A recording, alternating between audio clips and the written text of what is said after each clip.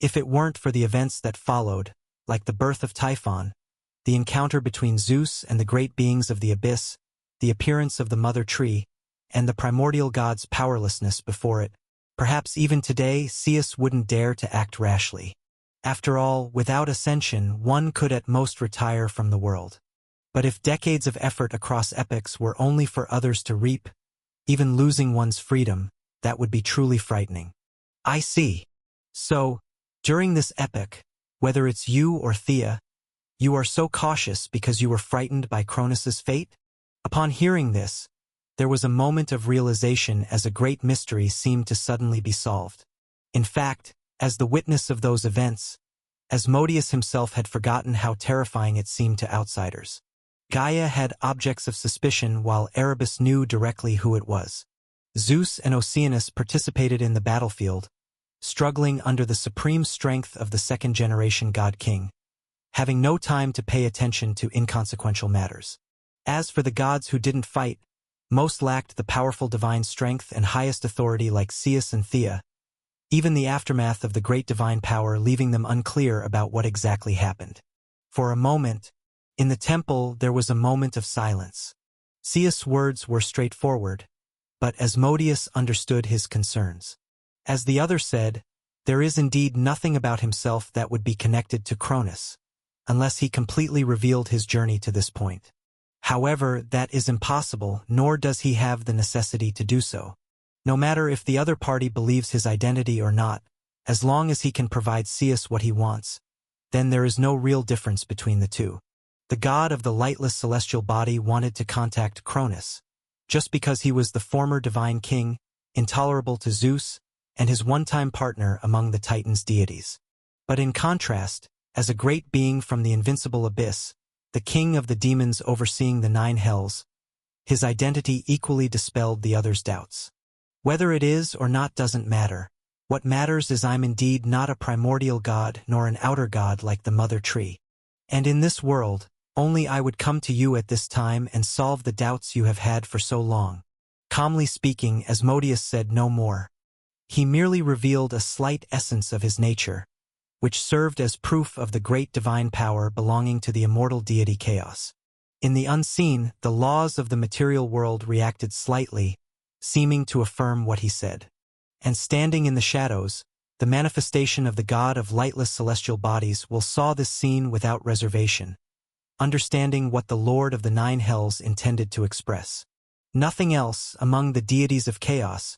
There are no great beings outside of the primordial gods.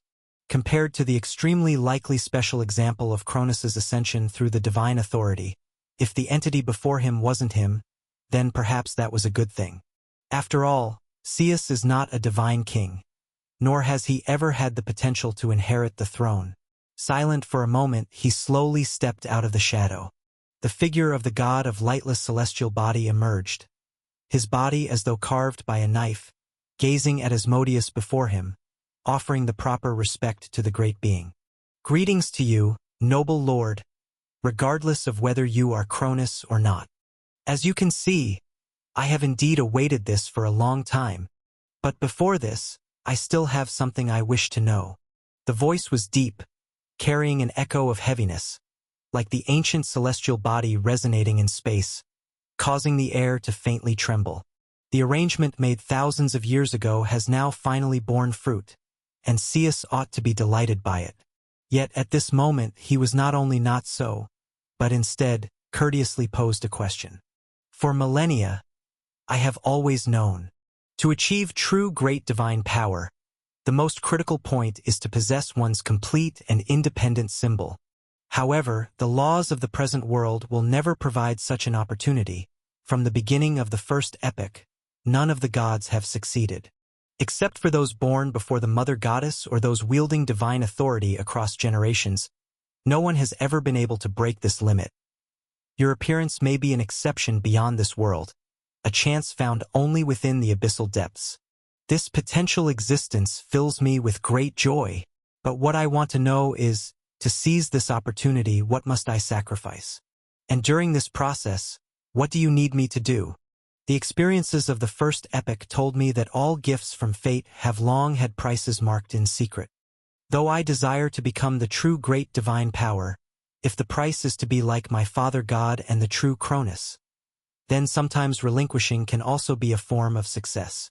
Not overwhelmed by immediate gain, Ceus knew that since the one before him revealed his intentions, perhaps indeed as he stated, he possesses certain information that can truly allow him to take that step. And to that effect, the god of lightless celestial body equally understood that becoming the true great divine power might just be the beginning, especially with the ends the previous two divine kings met. It's in his conviction to be sure of his judgment.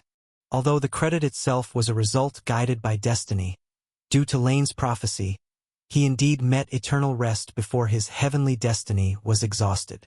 The second-generation God King was even more enigmatic, sacrificing never to reveal true godly power throughout an epic's time. But suddenly at the end, he took action, concluding the Titan War with unparalleled force, yet inexplicably relinquished authority, leaving the entire Earth. Only others may or may not remember, but Ceus, who is hidden in the stars for millennia, has never stopped watching the mortal realm. He to this day vividly recalls, at the moment when all gods were suppressed by the second-generation God King and not able to attend to other matters, Mother Earth had angrily questioned Cronus, "Who are you?" No one knew what the god of lightless celestial body thought then. Only from that day forward he completely relinquished everything in the mortal realm. In essence, constructing such a temple in the mortal realm, rather than merely wishing to attract Cronus, there was another purpose. That was if he could freely walk the earth again, could he tell what actually transpired back then, that led to his ascent in a step to greatness, yet seemingly replaced, fading to nothing in a moment of splendor? Such an outcome is truly terrifying and too full of unknowns. If it weren't for the events that followed, like the birth of Typhon, the encounter between Zeus and the great beings of the abyss, the appearance of the mother tree, and the primordial god's powerlessness before it, perhaps even today Ceus wouldn't dare to act rashly. After all, without ascension, one could at most retire from the world. But if decades of effort across epochs were only for others to reap, even losing one's freedom, that would be truly frightening. I see. So, during this epoch, whether it's you or Thea, you are so cautious because you were frightened by Cronus's fate? Upon hearing this, there was a moment of realization as a great mystery seemed to suddenly be solved. In fact, as the witness of those events, Asmodeus himself had forgotten how terrifying it seemed to outsiders. Gaia had objects of suspicion while Erebus knew directly who it was. Zeus and Oceanus participated in the battlefield, struggling under the supreme strength of the second-generation God King, having no time to pay attention to inconsequential matters. As for the gods who didn't fight, most lacked the powerful divine strength and highest authority like Ceus and Thea, even the aftermath of the great divine power leaving them unclear about what exactly happened. For a moment, the hierarchy of great divine power?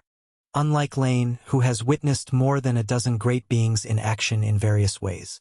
Also unlike the Lord of the Nine Hells, who can partially glimpse the complete path of great divine power through the connection between hell and the abyss. Previously, Ceus also knew that just as there are differences among the true gods, and even among strong divine powers there are gaps, there must also be divisions among the great divine powers. But no one ever told him how this distinction actually exists. Until now, though it is still not very clear, Asmodeus at least told him about the hierarchy of great divine power? Unlike Lane, who has witnessed more than a dozen great beings in action in various ways. Previously, Ceus also knew that just as there are differences among the true gods, and even among strong divine powers there are gaps, there must also be divisions among the great divine powers. But no one ever told him how this distinction actually exists. Until now, though it is still not very clear, Asmodeus at least told him that the domains of the gods can be roughly divided into two parts. Between these two, there may exist an invisible barrier that possesses some kind of distinct difference. So according to you, I just need to wait for the Lord of Darkness to seek death on his own, and then devour his strength? That doesn't sound interesting, even if he really would seek death. After all, if that were the case, I can't fathom why you would seek my cooperation. Still steady in voice, Ceus questioned again. Suppose, as you say, the Lord of Darkness really died. Even if it's only temporarily, as one of the deities of the world's dark side, I would inevitably sense it. Conversely, if you wanted to do something to him, you wouldn't need me to do it for you.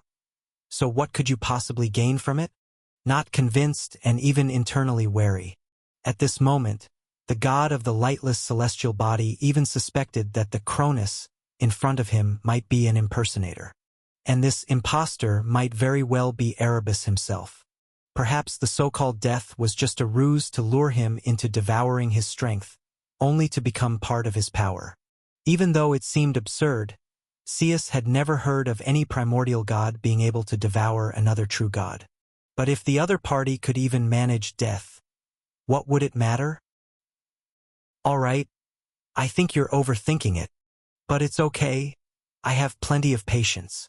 After a brief silence, Asmodeus was somewhat speechless. But considering the uniqueness of the other party, he still calmly explained carefully. As I mentioned earlier, for great divine power, there is a significant gap between the first half and the second half. And in fact, this gap is most vividly reflected in the vastness of the concept it symbolizes. Just like the current ocean, akin to light and Sunday, although they have long since had the qualifications to solidify symbols, their division has led to the corresponding great divine power not being born. But have you ever thought, if it were not the ocean that split, but the abyss or chaos, would the world really just end up with a few additional deities of strong divine power? Or take it a step further, if it were the mother of flesh that brought evil creatures to chaos that split, what kind of existence would be born from her remains? So this is the distinction between the symbol in the early and late stages of great divine power?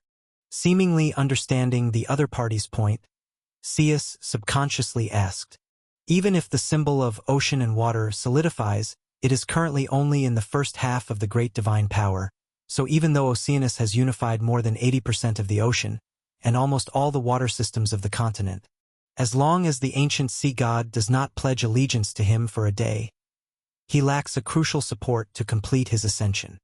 But for an existence like Tartarus, it's different.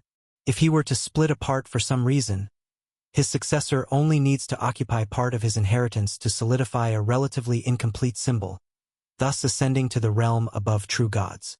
That's right. Asmodeus nodded slowly and affirmed. Even strictly speaking, Erebus has not occupied all the symbols of the dark side of chaos.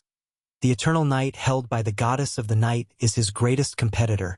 Of course, for those existing in the latter half of the great divine power domain, as long as their symbols remain intact, they will inevitably hold an absolute advantage in their related domains.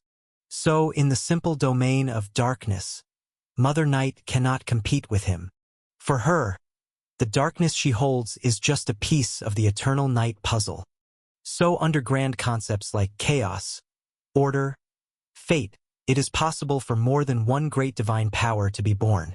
But within the same concept, only one great being in a world can truly use that concept itself as their symbol and eventually enter the latter stage of great divine power. As for the other beings, they either seek division under this great concept, or blaze a new trail by combining with other concepts. And what I want you to do is actually the latter. As for completely replacing the Lord of Darkness, he will not give you this opportunity. In a deep voice, the Lord of the Nine Hells slowly expounded his understanding. In his opinion, the serpent of the central court was a typical example of the former. Under the grand concept of spirituality, it segmented the part of the spiritual evil, and this symbol actually belonged entirely to part of spirituality, with a clear superior-subordinate relationship between them.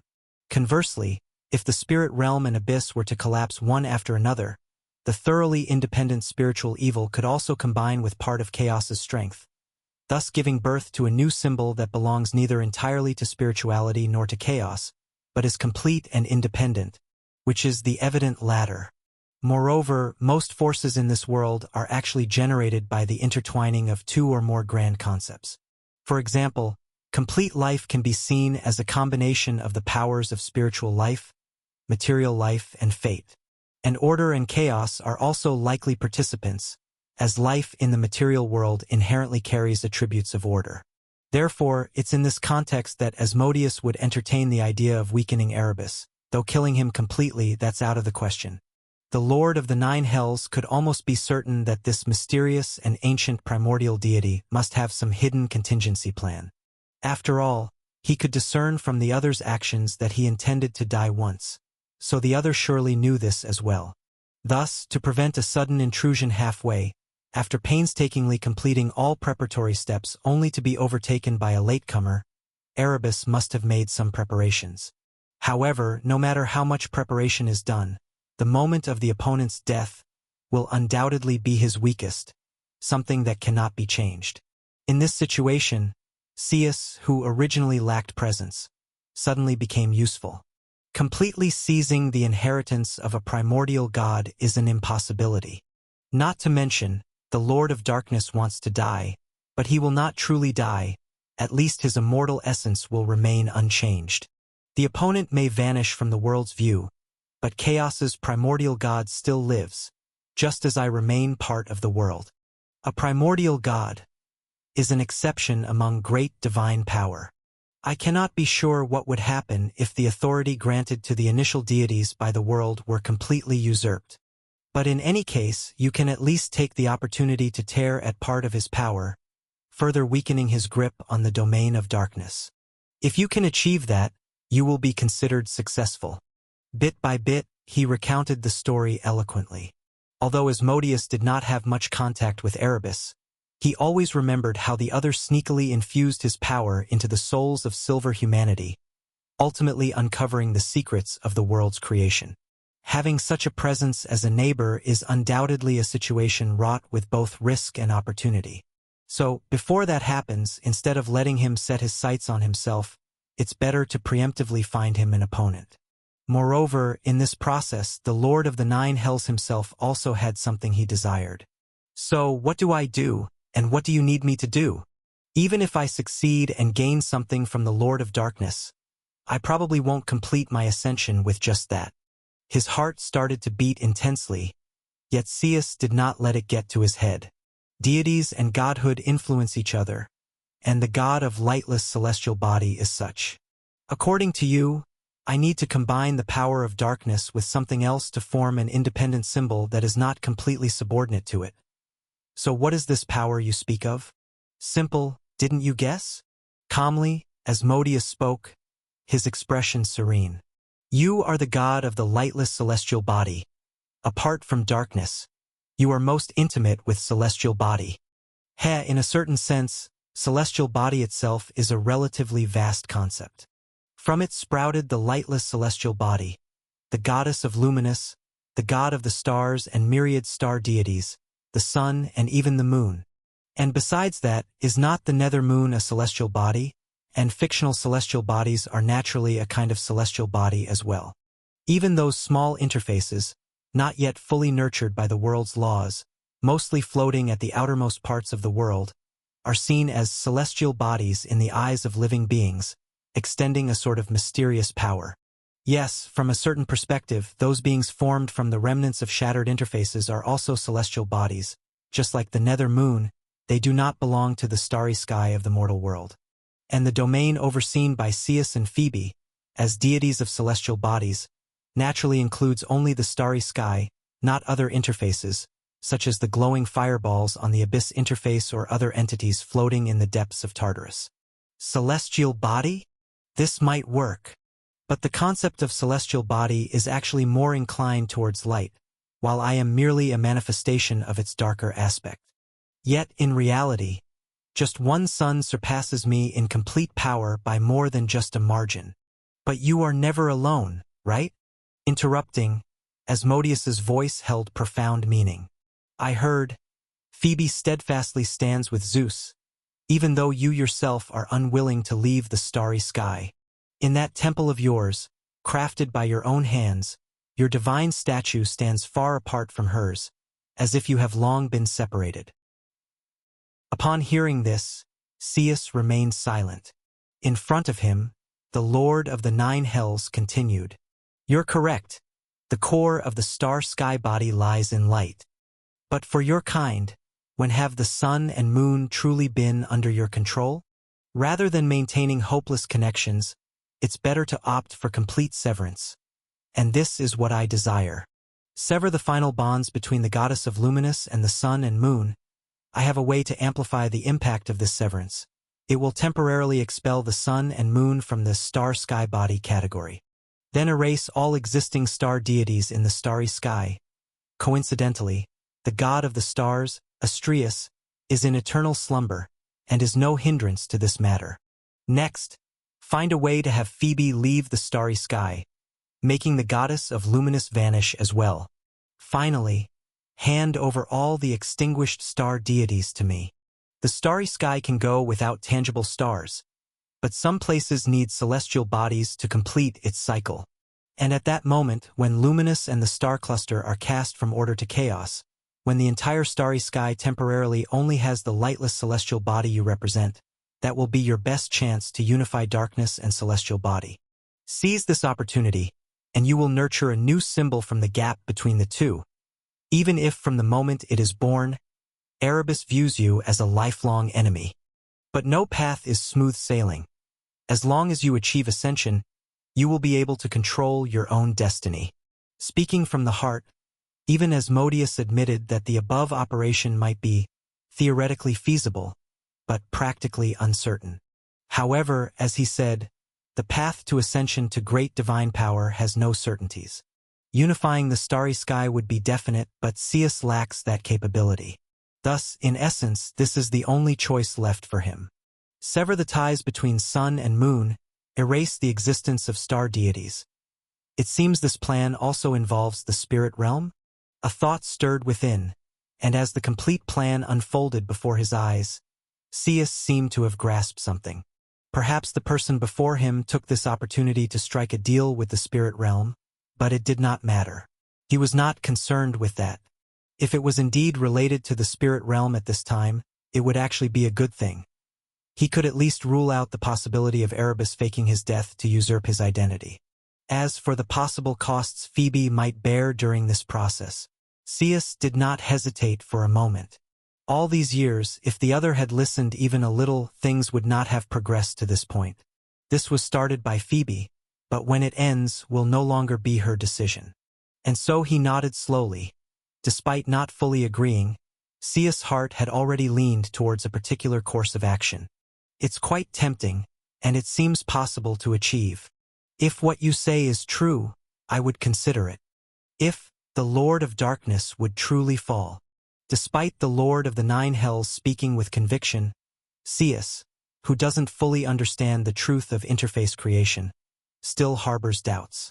From his perspective, the god of lightless celestial body really can't conceive any reason that Erebus would have to commit suicide to achieve this. Especially recently, as a deity of the dark domain, Zeus is the one who can most deeply understand how terrifying the surge in dark origin has become. The feeling exceeded his imagination, even surpassing any being he has seen in magnitude, including Tartarus. The world's most powerful force is right in front of him, yet the Lord of Darkness seeks death. As if realizing something, Zeus suddenly asked, "So for great divine power, is there anything about this realm that requires attention? Or rather, when I truly take that step, what will be the biggest challenge I need to face?" A very precise question. Asmodeus's eyes flashed slightly, not expecting Zeus to have realized this point in advance.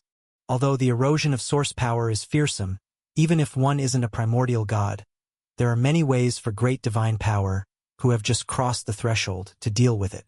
After all, their power isn't strong enough yet, so they don't need to entirely resist or accommodate it. They only need to avoid its influence. And the simplest way is to have source power's influence temporarily interrupted by something, or to make one's character independent, like the embodiment of the personalities of the primordial gods, or to utilize a power similar to divine authority, creating a separation between oneself and the power. This may be difficult for others, but for the Lord of the Nine Hells, he indeed has a way to achieve it by taking advantage of certain aspects, and this is, of course, one of his objectives. Rest assured, the closer to the peak, the closer to the power itself. But for a newly ascended being, this influence is not apparent.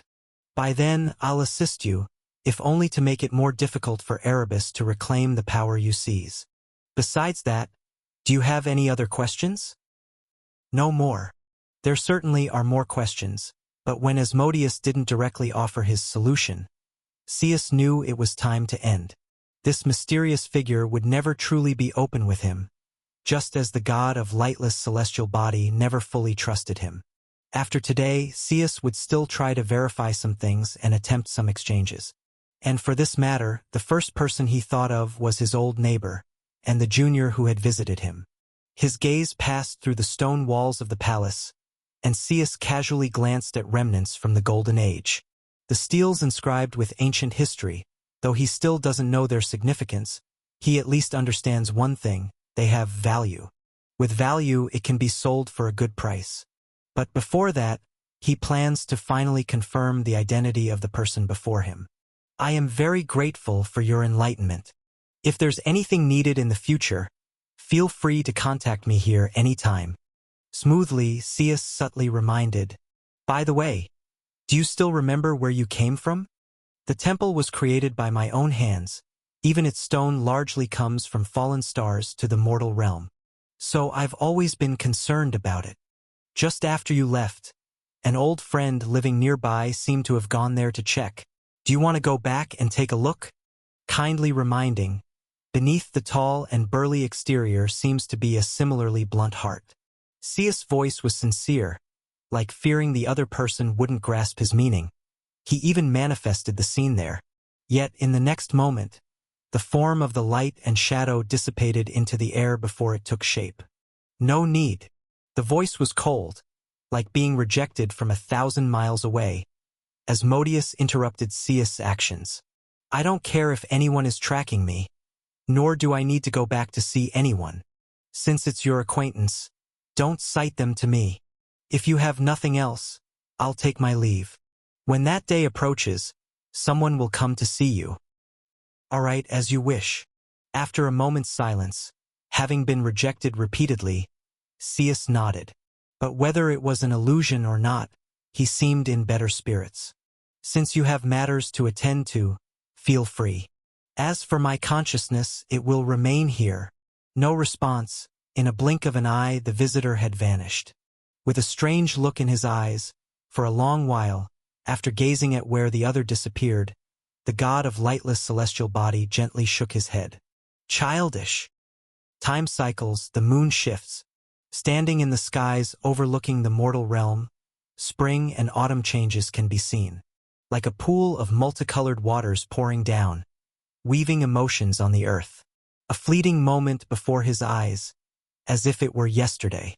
Odysseus recalled the earnest advice of his father and the dreams he had pursued in his youth. He still remembered the first time he heard of Prince Theseus of Athens's adventurous tale, how he had sworn in his heart. Someday, he would travel across the continent, leaving an immortal legend in the world.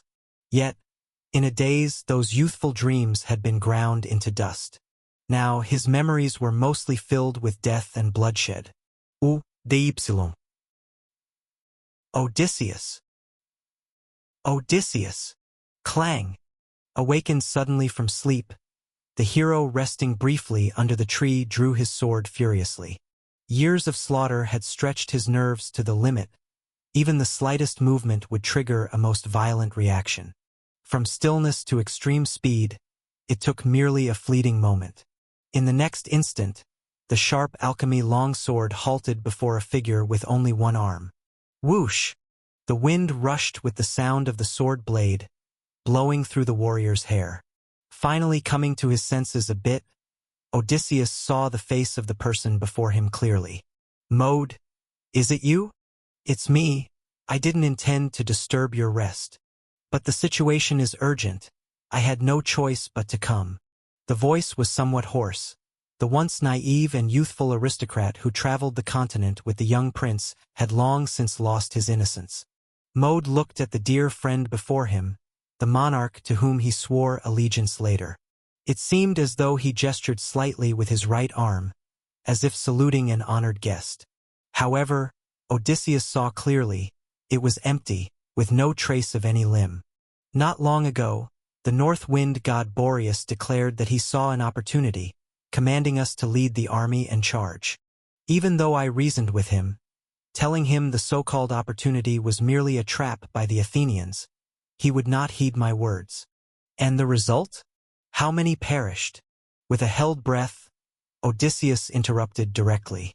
Mode hesitated for a moment, but then he revealed the outcome of this assault. 7,000 in the vanguard, apart from a dozen knights and captives. None survived.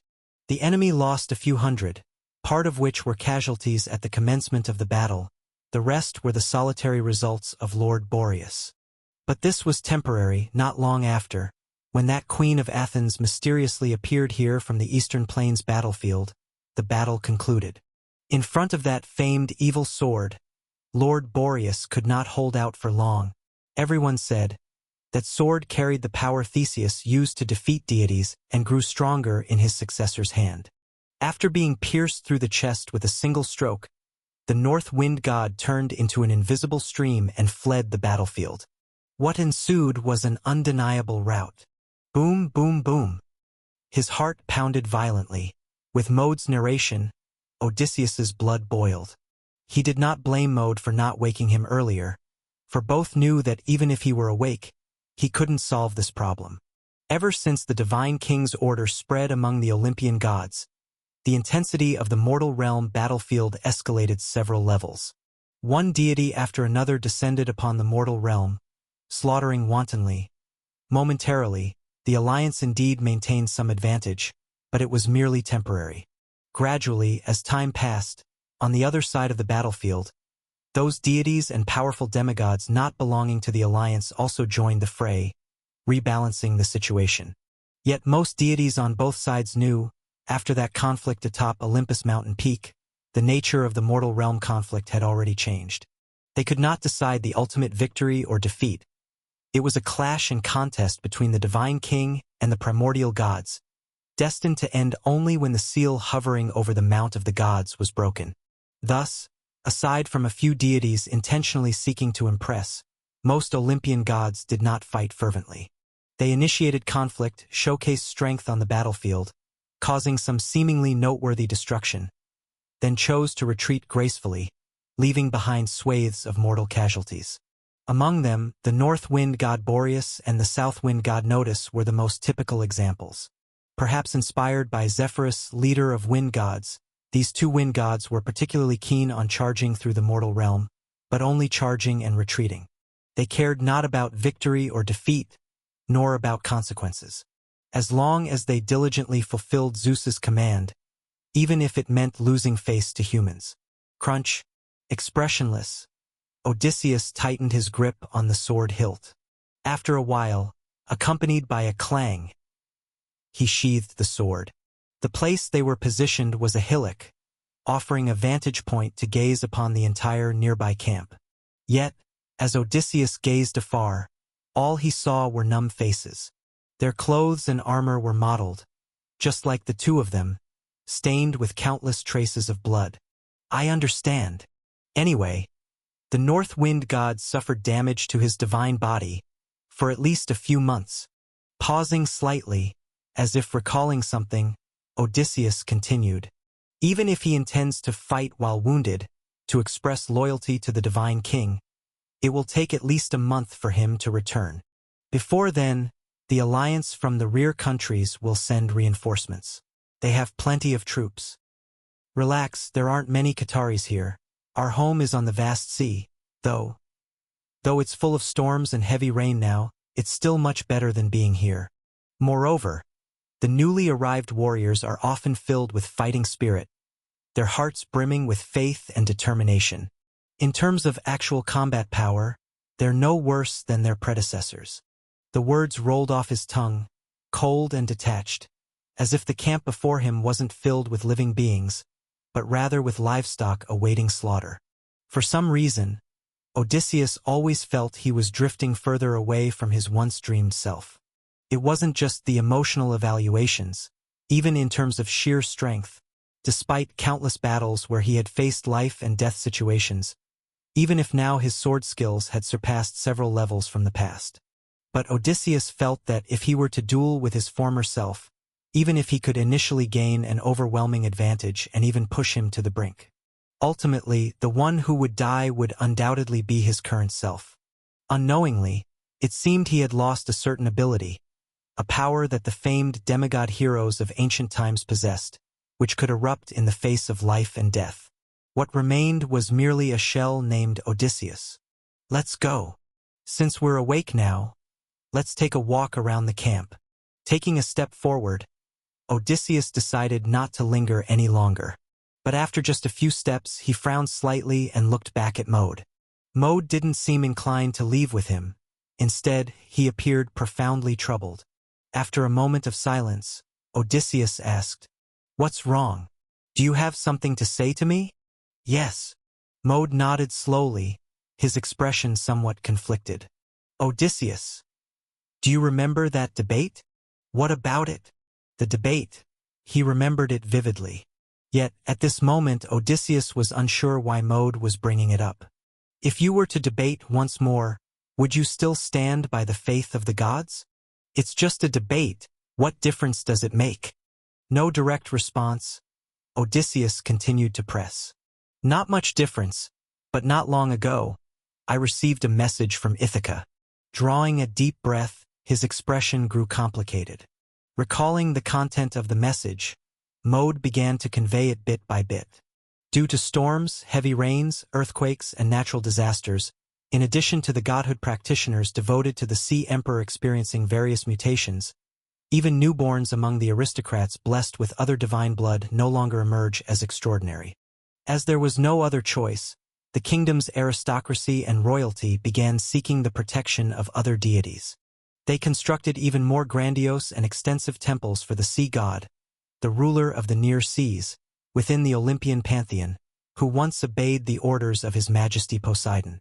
But the sea god ignored them, choosing an enduring silence.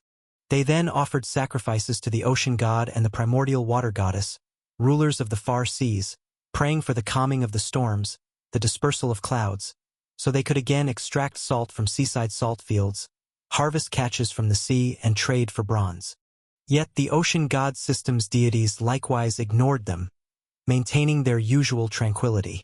Next, they prayed to the sun god Apollo, but the sun god could not quell the tumultuous waves of the sea.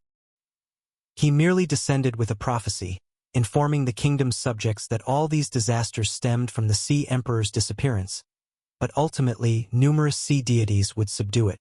At their wits' end, they prayed to the goddess of Hrothfire. Though the goddess bestowed a divine miracle, bringing them warmth, she was equally powerless to transform the sea and renew the entire kingdom.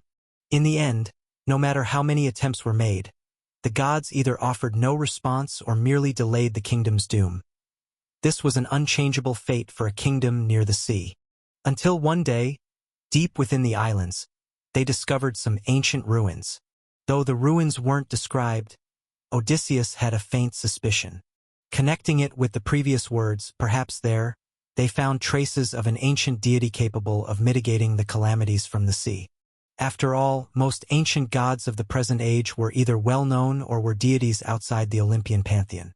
So, what Mode might be insinuating is whether he should punish his subjects for shifting their faith when facing disasters in Ithaca. If that's the case, I won't blame them. But who is this ancient god? Could it be some eternal prisoner? Immediately associating it with that Titan deity, the bronze creator, also one of the main figures in that debate. Prometheus the Foreseer, indeed imprisoned in the seas, and definitely closely connected with humans. If his power leaked from the sea eye, it's possible it could aid the human clan at sea. Yet facing his query, Mode first nodded, then shook his head, leaving Odysseus somewhat bewildered for a moment. What does that mean? It indeed concerns the bronze creator, Prometheus, who stole the fire. But actually, the crux of the issue lies beyond that. Taking a deep breath, Mode explained in a solemn voice, "In truth, those aren't even relics of this epoch, but rather remnants from an earlier period, from the previous era. The earliest humans, ancestors of the Golden Age, once lived here, and they were also devout worshippers of deities. The Golden Age, perfect and radiant. It was the beginning of humanity and the dawn of civilization. As a self-proclaimed learned prince, a hero renowned for his eloquence, Odysseus had read about that era more than once. The accounts within the text never skimped on excessive praise. Of course, since it was deemed perfect, naturally there were skeptics. Among all countries, there had been more than one question raised on how much of those ancient records were praise and how much was truth. Like someone once said, since most skills in the world nowadays had their prototypes in that era. Even the golden humanity invented the original literature and crafts, possessing talents unimaginable to future generations. Why then did the gods create the subsequent silver generation, and even the bronze humanity and modern humans? Perfect things should be preserved, not merely a smudge in history. Odysseus could not answer these questions, because after all these years it was the first time he heard residues from that era. Ruins of the Golden Age. So, which deity do they worship? Rest assured, since that exalted one aided Ithaca, I naturally have no objections. Moreover, the divine court never actually forbid those ancient gods' faith, as long as it's not the deity imprisoned in the sea. There was no hesitation. Indeed, Odysseus thought he would be angry, but when he really heard this news, he had none of the reactions he imagined. What the citizens of Ithaca believe in is not important. What matters is letting them survive this long-lasting calamity. However, the next moment, Mode's response made him feel too naive. As long as it's not Prometheus stealing fire, I hope so. But Odysseus, my answer might be no better than the forethinkers.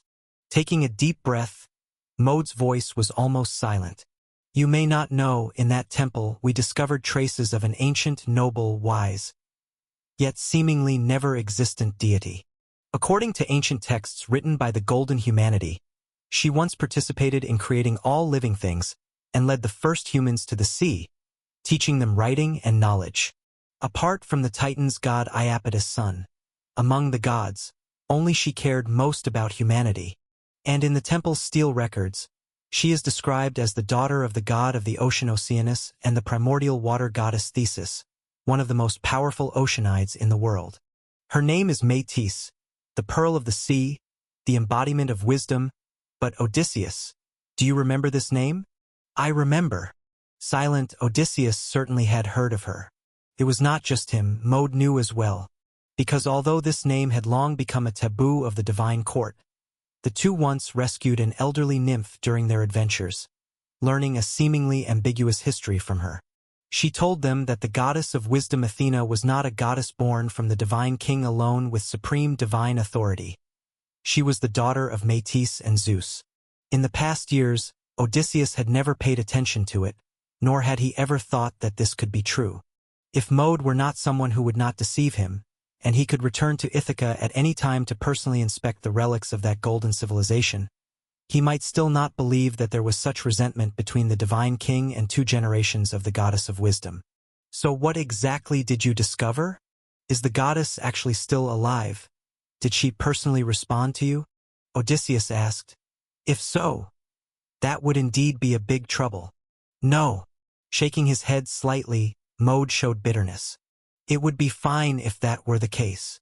In fact, after discovering this temple, they did pray to the goddess, even though they themselves did not recognize this ancient deity. And unexpectedly, a divine miracle manifested on earth. Although the goddess did not quell the storm, she taught the priests many wonderful and novel knowledge. Because of the pouring rain and sea wind, we couldn't extract salt from seawater. She taught us a method unaffected by weather to obtain salt. Because of the surging tides, we couldn't get food from the sea.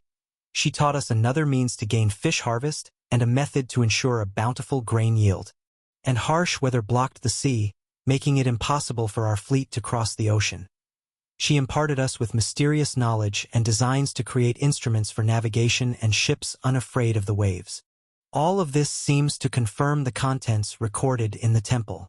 This goddess is so wise, so benevolent, as if there is nothing in the world that she doesn't know.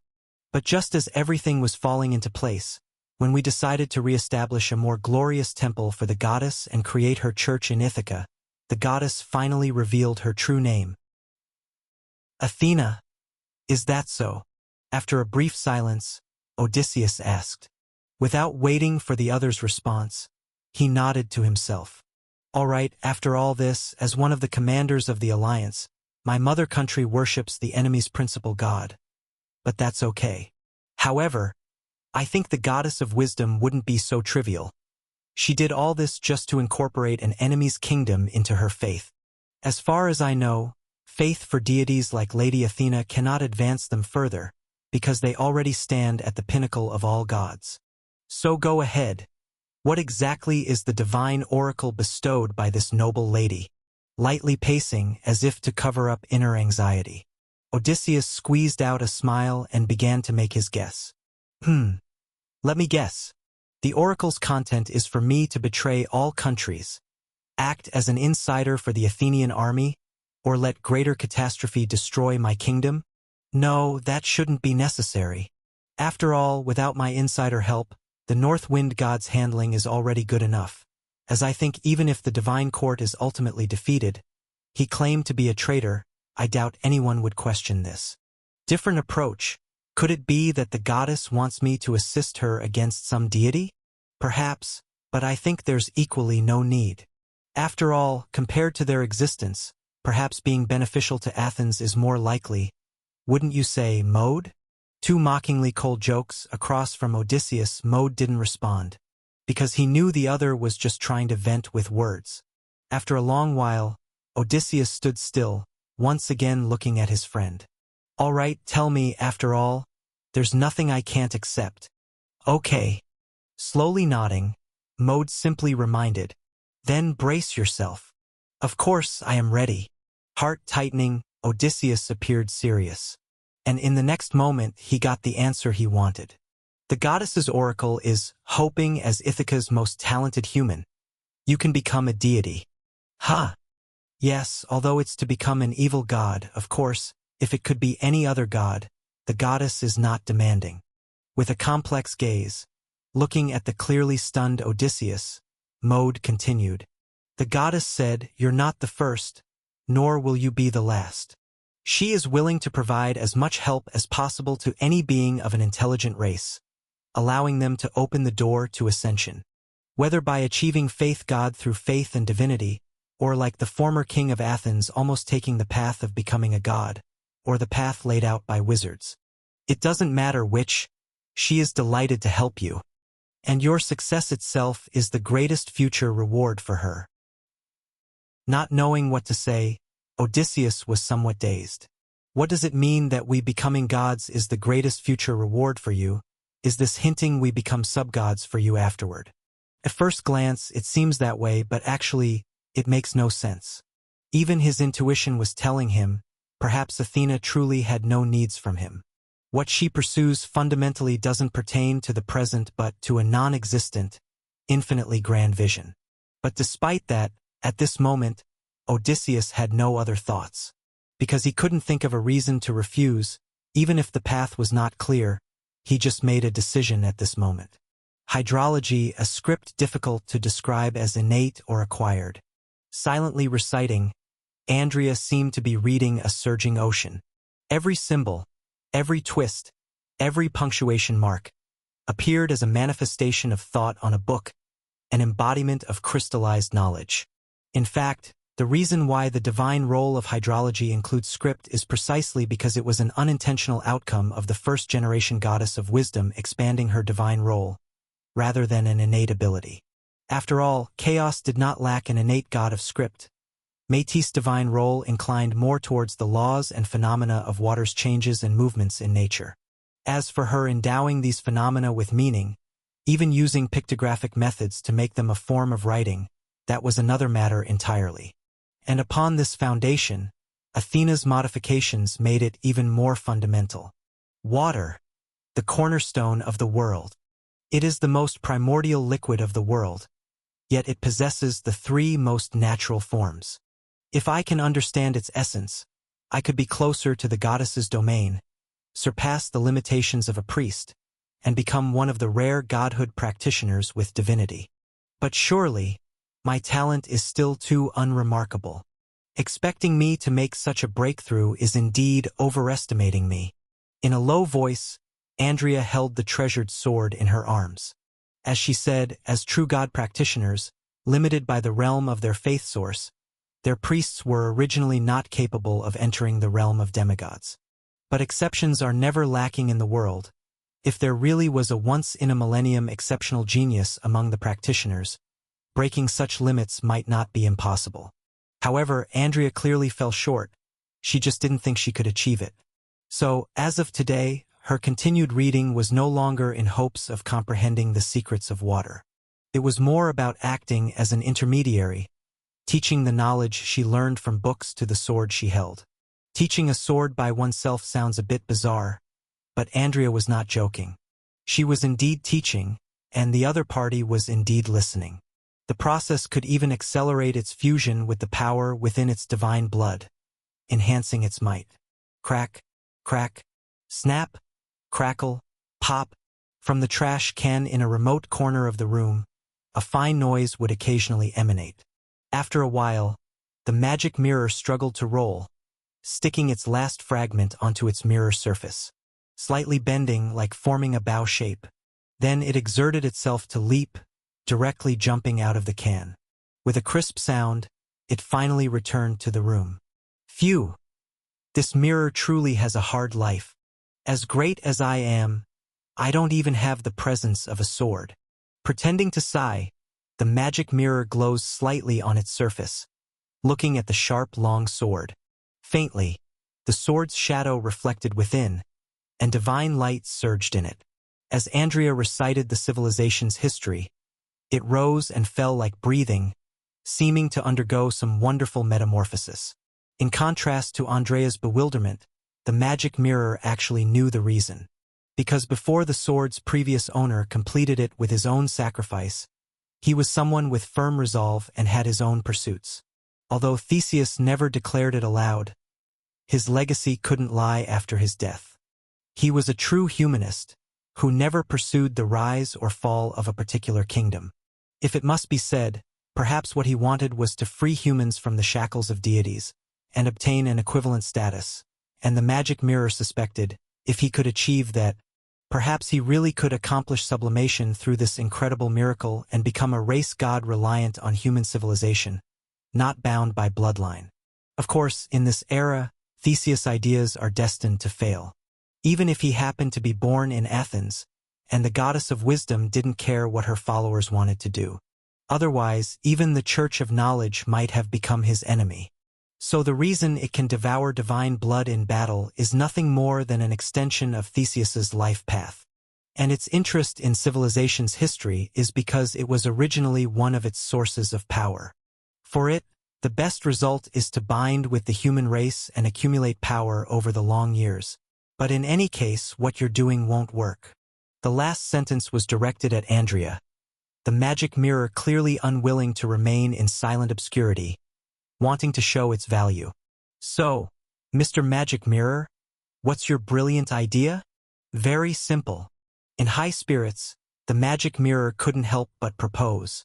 I suggest you stop using it to kill any gods. It's better to use it to kill people. Gods are undying, but kings and heroes among humans don't have such strong vitality. If you can use it to eliminate all the kings and aristocrats who worship gods, maybe you can also forge it into a demon sword, then you could call it Pale Justice. How about that? If you don't like this name, I have other options like Holy Avenger. Ahem. Since you don't like it, let's drop it. Stopped abruptly, the magic mirror appeared much more compliant, and Andrea withdrew her hand as well. Mr. Magic Mirror, it seems you can remain quiet. Nodding, she didn't accept those seemingly reasonable, actually rather criminal suggestions. Andrea was silent for a moment, then softly asked, By the way, Mr. Magic Mirror, do you know where Avon has gone? Facing the current situation, I need him to provide me with some usable advice. With a serious expression, Andrea explained, You see, although we've blocked the Alliance's offensive for now, there's no chance of victory in the short term either. Soldiers on both sides are dying in droves on the battlefield, and there's nothing we can do about it. As long as the divine court doesn't issue an order, this battle seems to have no end in sight. So, at times like these, we should find a new way out. When you're at the end of your rope, change leads to understanding, and with understanding comes longevity. This is the way of water, and it can naturally be applied to the mortal realm. However, the magic mirror didn't know how to answer this question.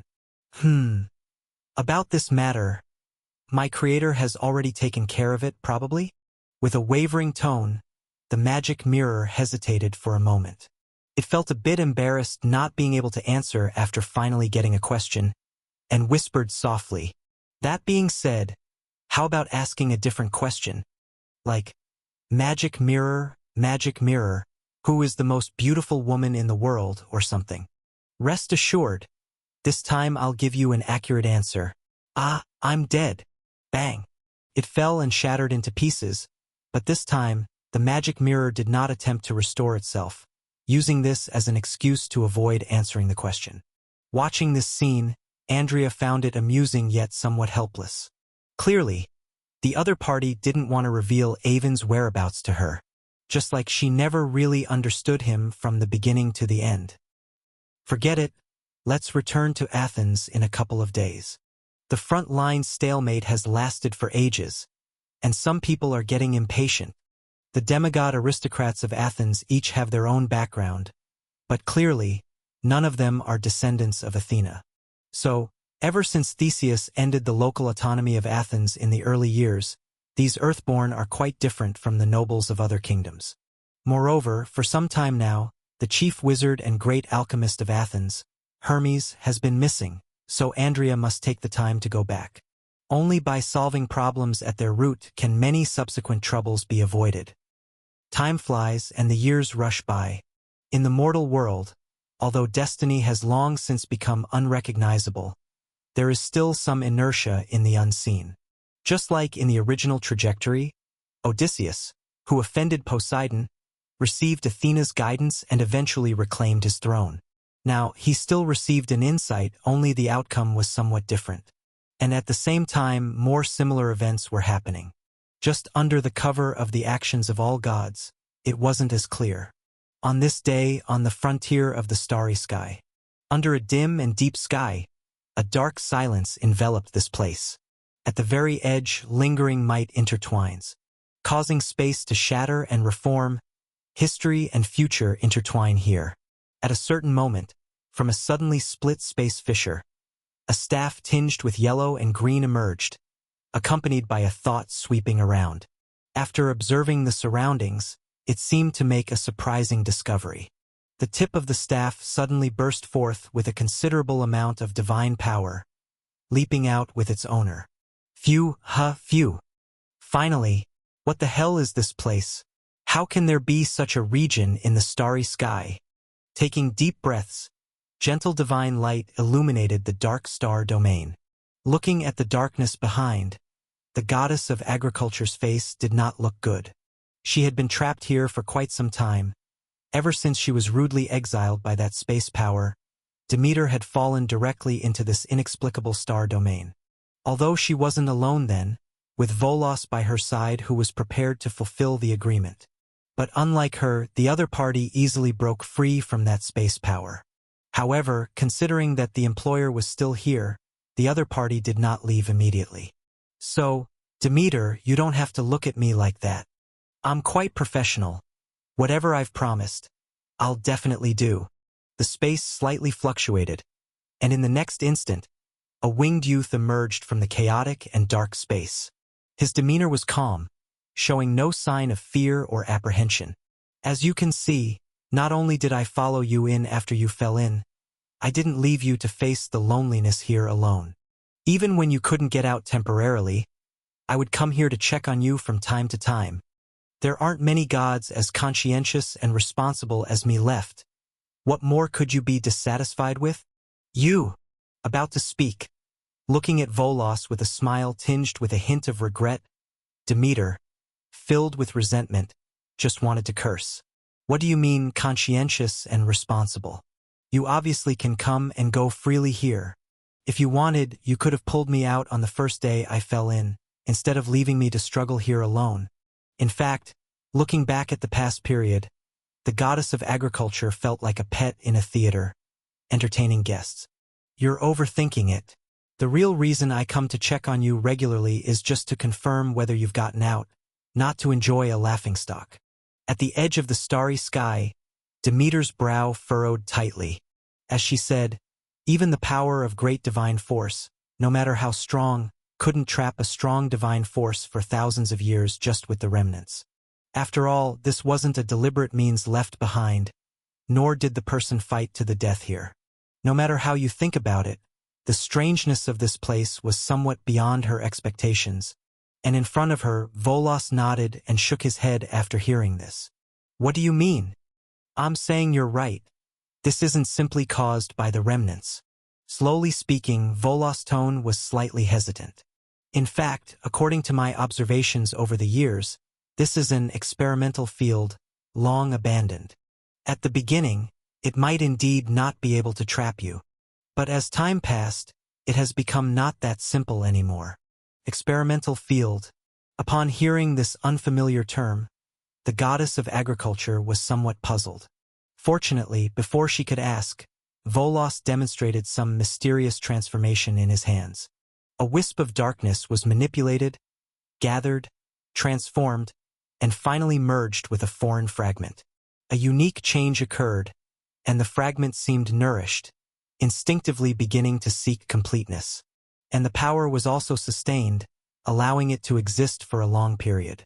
This is a world shard, and it looks somewhat familiar. Its predecessor seems to be the cavity in the Earth world, once known as Svartalfheim. Someone tried to merge two different powers here, ultimately creating some desired change. I don't know its outcome, but even if this place is just an abandoned experimental field, it has become extraordinary because of it.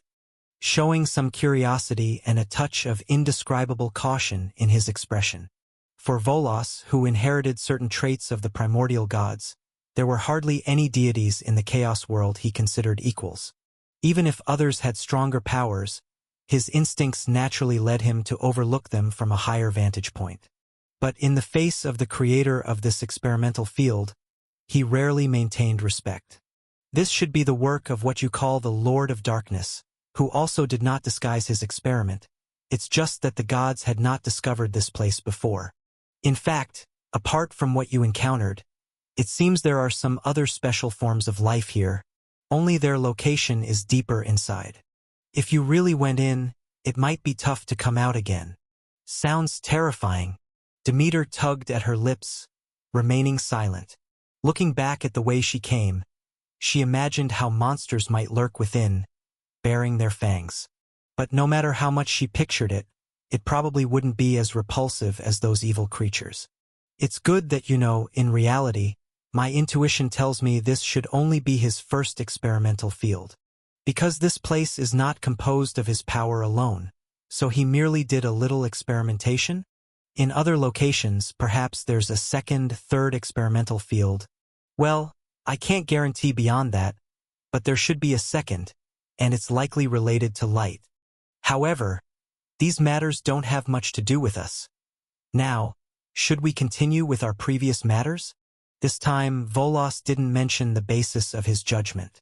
Or, in a sense, he had no basis at all. When it came to certain matters within chaos, many of the twins' instincts had amazed Lane. This might be a unique trait of the primordial gods, a miracle difficult for any successors to achieve.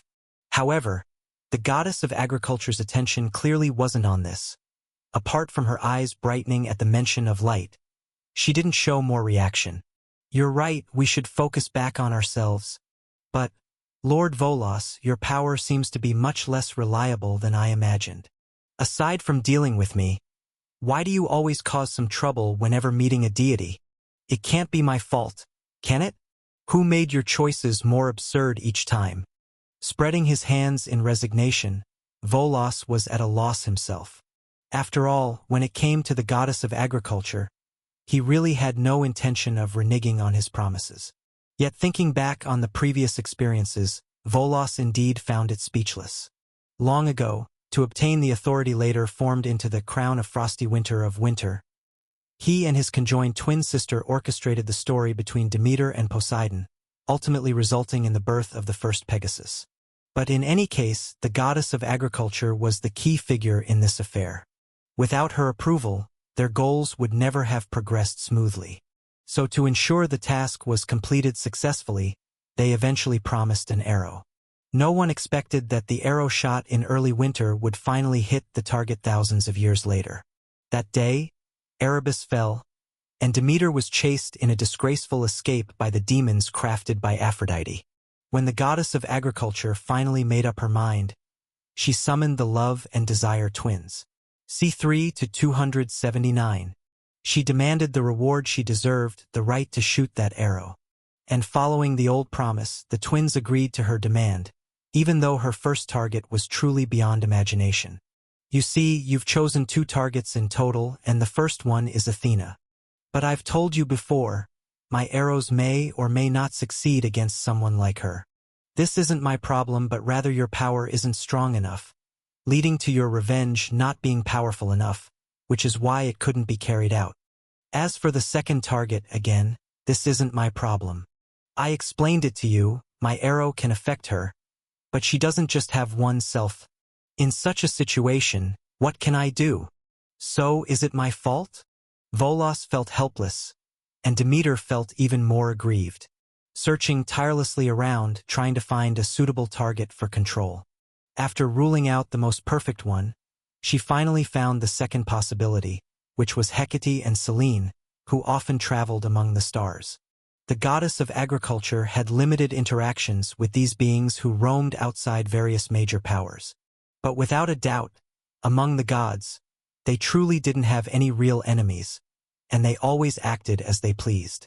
Moreover, amongst the two, the goddess of the magic net was always paramount, and as long as she successfully controlled her with the golden arrow, ensnaring her hopelessly in love, then no matter what she desired, it could probably be realized. Avenging Poseidon would be a trivial matter. Zeus wouldn't even blink an eye at it.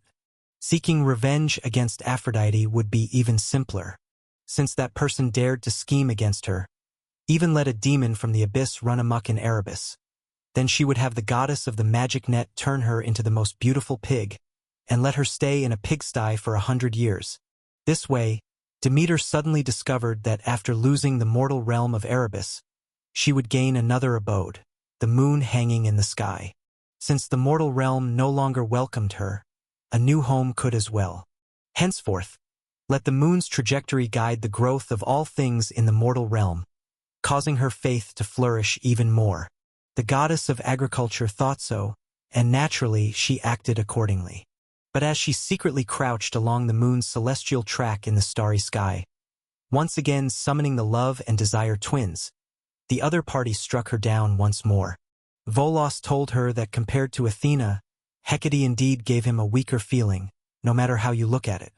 So if this was the target she prepared for the golden arrow, it might as well succeed.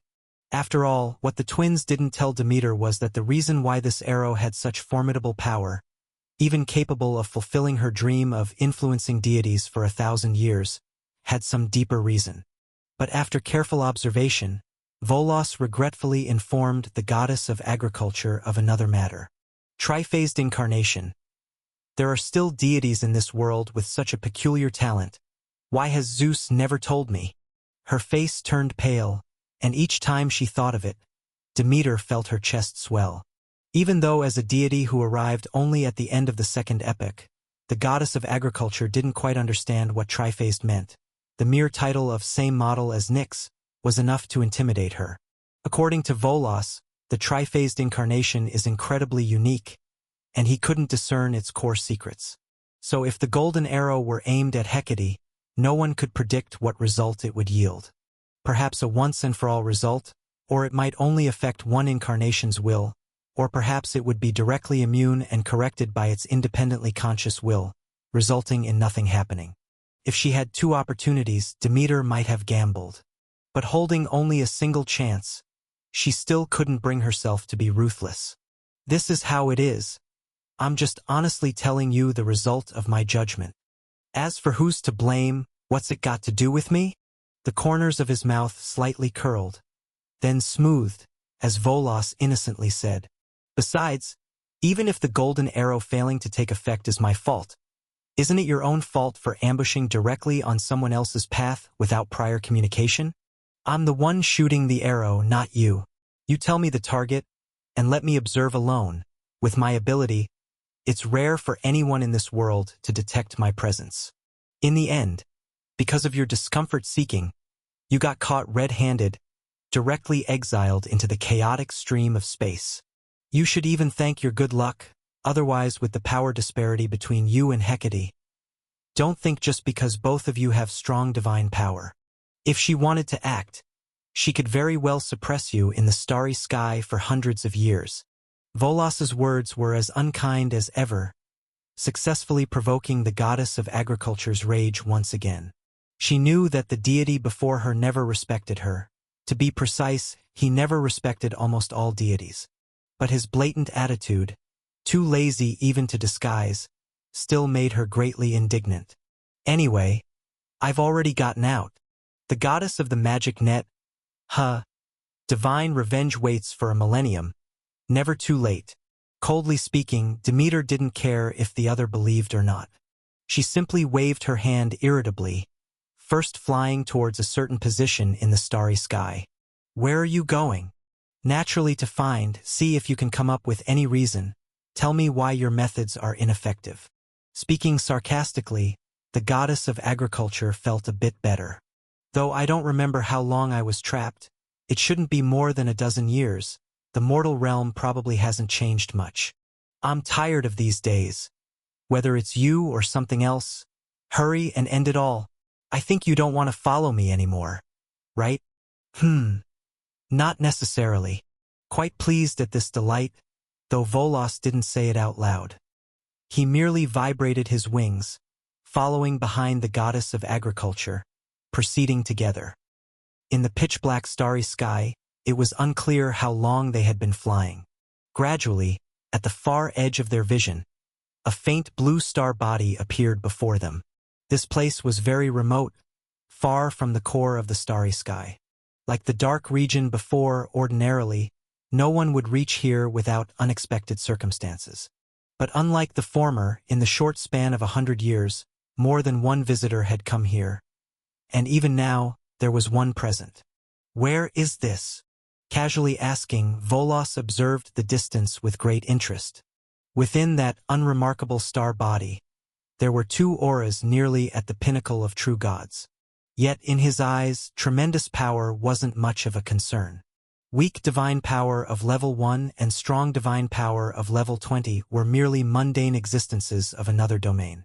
Oh, Prince Volos, seems you don't know everything either. Speaking lightly with a relaxed demeanor. This time, Demeter didn't rush forward. As you can see, this is the retreat of a great goddess of Titans. This powerful ancient god has resided here alone for nearly 10,000 years. She is the grandmother of sun god Apollo, a deity skilled in battle. So, does it have any issues here? If you mean the deity herself, there probably aren't any. Nodding, Volos changed his tone. But there isn't just one deity present on this star body? Are you sure it's generally unvisited? Someone's already here? Who? Face changing, hurriedly asking upon hearing this. The goddess of agriculture didn't expect that even after going this far, she would still encounter uninvited guests. Don't know. Probably a god not very active in the world. However, this aura seems a bit like the god of lightless celestial body. A hint of cunning flashed in his eyes.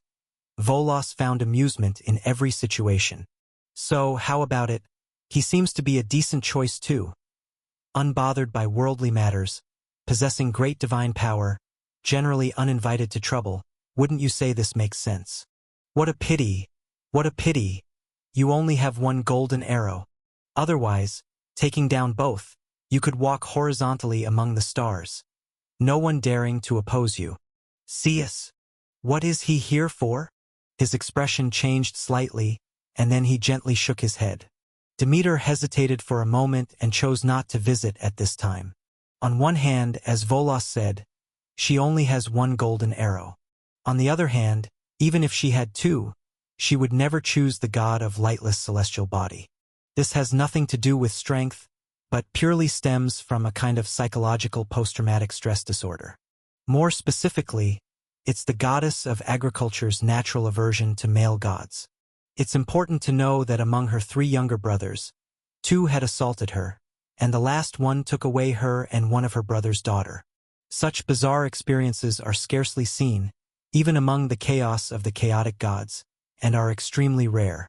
More specifically, it's the goddess of agriculture's natural aversion to male gods. It's important to know that among her 3 younger brothers, 2 had assaulted her, and the last one took away her and one of her brother's daughter. Such bizarre experiences are scarcely seen, even among the chaos of the chaotic gods, and are extremely rare. Zeus, what is he here for? His expression changed slightly, and then he gently shook his head. Demeter hesitated for a moment and chose not to visit at this time. On one hand, as Volos said, she only has one golden arrow. On the other hand, even if she had 2, she would never choose the god of lightless celestial body. This has nothing to do with strength, but purely stems from a kind of psychological post-traumatic stress disorder. More specifically, it's the goddess of agriculture's natural aversion to male gods. It's important to know that among her 3 younger brothers, 2 had assaulted her, and the last one took away her and one of her brother's daughter.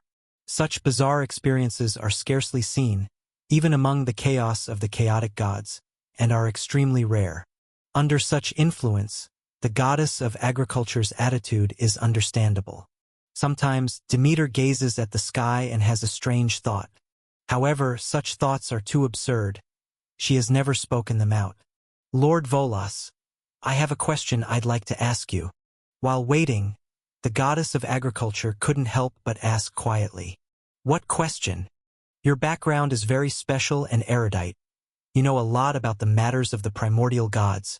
And with Golden Arrow as the companion treasure, you can break certain limits of chaos. So I ask you, why is it that since the creation of the world, there is only fatherhood held by the Heavenly Father? Ah! His mouth opened, and Volos didn't quite understand at first what she meant. What's wrong with fatherhood? Is there a problem with that? I mean, everything in nature has a counterpart. Since there is light, there is darkness. Since there is life, there is death. Since there is order, there is chaos. Since there is spirituality, there is matter. Demeter spoke slowly, laying out the rationale. Then the question comes, Lord Volos, since there is fatherhood, why isn't there motherhood? Isn't this unreasonable? According to ancient myths, perhaps the behaviors of Poseidon and Zeus also illustrate the influence of fatherhood on all gods. Then why can't there be motherhood to combat this unreasonable violence? Speechless on the spot, facing the goddess of agriculture's inquiry, Volos was puzzled yet deeply impressed. After hesitating for a while, he thought for a moment and tried to provide an answer. It's probably due to different focuses. Fatherhood corresponds not to motherhood, but to the fertility divine authority held by the queens of gods throughout history, starting with Earth Mother. But isn't this incorrect? Questioning again, the goddess of agriculture's thinking became sharper. You see, Zeus once mentioned that if it weren't for the end of the first era, perhaps the ancient celestial gods would have already achieved great divine power solely through fatherhood. And even though he hasn't awakened, this latent power has been subtly accumulating. In comparison, the Earth Mother gods of all ages have never valued the authority of fertility. Indeed, it is strong, but only for the true gods. Compared to the divine king and the primordial gods, its power is simply negligible. Maybe because fertility needs to include the power of life? Volos tentatively asked, feeling he touched an unfamiliar domain. You know, fertility is so closely tied to life. That's why Earth Mother Gaia was born with the life face. Then it's even more impossible. Shaking her head, Demeter retorted. If following this logic, does fatherhood encompass death? But unfortunately, in that era, there was no concept of postnatal life. The celestial god destroyed nothing more than a few plants in his lifetime. Continually refuted, Volos found himself speechless. However, the love and desire twins are never conventional, and he didn't find this question worth dwelling on. My respected goddess of agriculture, have you ever thought that perhaps there aren't so many whys in the world? Just like the innate superiority of chaos darkness over light, the strength of fatherhood over fertility might be a matter of course? See, when it comes to nurturing offspring, Earth Mother Gaia first independently gave birth to the ancient three gods, and then with the celestial god bore numerous titans. Without her existence, there would be no subsequent gods. Yet the divinely bestowed sovereign position of the divine king didn't fall upon her but was given to Uranus. So that's the conclusion, said Volos, sealing the coffin on the topic, unwilling to discuss further. In chaos, even if the world favors darkness and the dominant masculine growth of fatherhood, it's only natural. Just like mortals don't question why there's earth beneath their feet, or why there's sky above their heads. The world is set this way. It's an ironclad rule from the very beginning. Taking a light breath, at this point, Volos felt the topic should be over. There aren't that many issues in this world. They're as natural as 1 + 1 = 2. He once again looked at the distant blue celestial body, not noticing the sparkle in Demeter's eyes, as if she was convinced by his words. She felt as though she had suddenly realized something, yet at the same time realized nothing. The darkness of the world is naturally stronger than the light. That's true. But just because it's always been this way, is that right? Ancient rumors recorded that the power on the life side of chaos was also naturally stronger than death. Yet the well of reincarnation was still born, wasn't it? Moreover, Zeus once casually said that, in the past, the power of order in the entire world was overwhelmingly stronger than chaos. Almost everything in the physical world had more or less the participation of the power of order, while signs of chaos were few and far between. But as time progresses, the world's power keeps getting stronger, and the rate of increase for both order and chaos is no longer so distant. Perhaps that's the influence of the source of the evil creatures. Hence, just because something is naturally so doesn't mean it will always be so. And anything willing to push for change is ancient and powerful. If one day, her eyes flickered, Demeter didn't know what she was thinking. Although she was unaware that the substantial rise in chaos power was more linked to the destruction and absorption of the origin from the alien realm, the existence of the mother tree was just the icing on the cake. But looking from another angle, her idea wasn't entirely wrong. If the goddess of agriculture could expand the concept of fertility as Lane expanded death or any other concept, then as a god already related to the growth of all things, she would undoubtedly benefit greatly. It's just that such things are not something a true god should do. Look, he's gone.